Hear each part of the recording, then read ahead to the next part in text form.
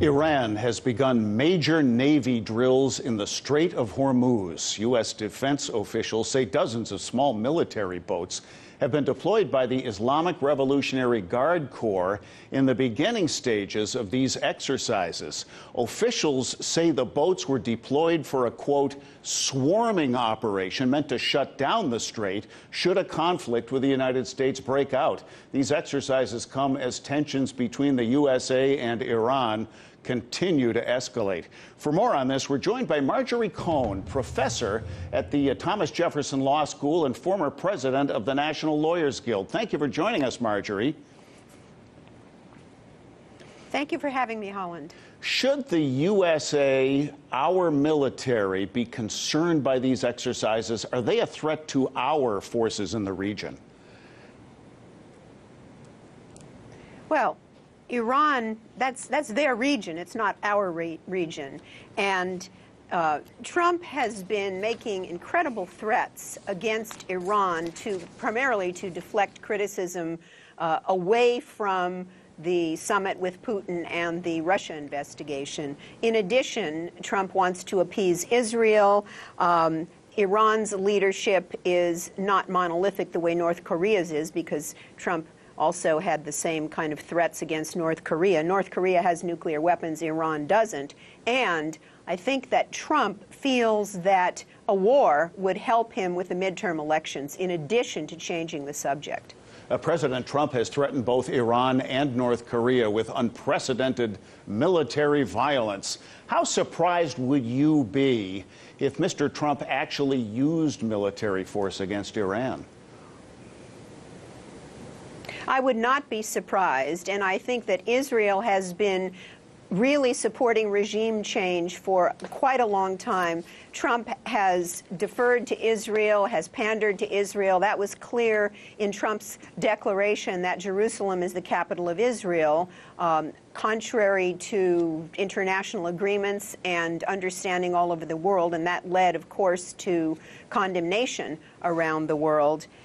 So I would not be surprised. I would be very surprised if Trump were to invade North Korea, and it does not look like that's going to happen, even though the threats against North Korea, the tweets from Trump, were very similar to the tweets we're seeing now against Iran. Mr. Trump said he would negotiate directly with Iran, an offer which seemed to catch them by surprise. Where is Iran on this? Well, Iran, why should Iran trust the United States when Trump pulled out of the Iran nuclear agreement, which was an agreement between Iran, the United States under the Obama administration, France, Britain, Russia, and China and Germany.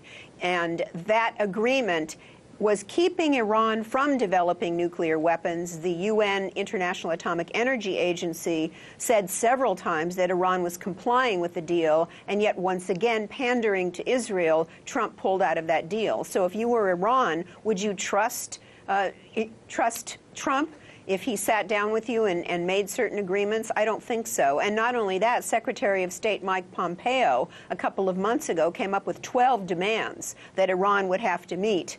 And one of those demands is that Iran can no longer enrich uranium for peaceful purposes, which is permitted under the Nuclear Non-Proliferation Treaty. So I would not be surprised if Iran said to Trump, no, we're not going to sit down and talk to you. Just recently, the president has met with a couple long-term adversaries, Mr. Putin and Kim.